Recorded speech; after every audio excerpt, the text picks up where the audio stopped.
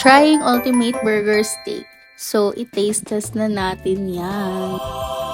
So, ayan, mukha siyang masarap. Ang perfect. Ang daming garlic dun sa burger steak and overload yung gravy. So, first bite na natin. Let's try. So, unang kagat, masarap naman yung burger nila and ang linamnam. So, ititikman naman natin tong fries. And ini-internalize ko pa kung ano yung lasa niya. So, titikman naman natin yung itlog. Usually, hindi ko bet yung ganyan na steam dahil gusto ko yung mabasa-basa. Pero, carry lang. So, ayan, may natitikman na akong kakaibang lasa. So, ayun na nga, maalat siya. So, i-prepare ko lang siya with rice and drinks para matanggal ang kaalatan. Wow!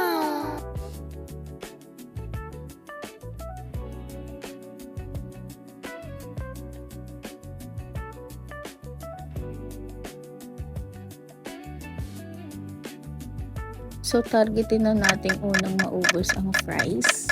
Oh no! Maalat talaga siya lalo na pag maraming gravy sauce.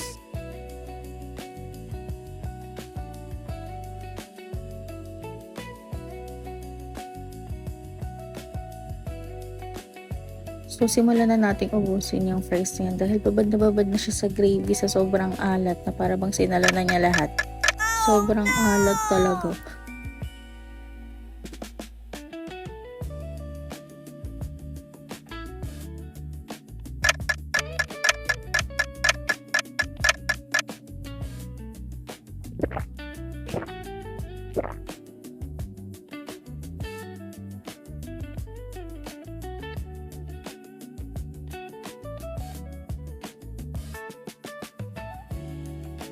So, ang overall rating natin ay 7.5 out of 10. Although yung burger, masarap talaga siya, malinamnam, overloaded sa mushrooms. Kaso nga lang yung fries yung nagpa-egg is sa akin. So, yung egg, hindi ko talaga bet yung egg nila. So, ayun lang. Bye!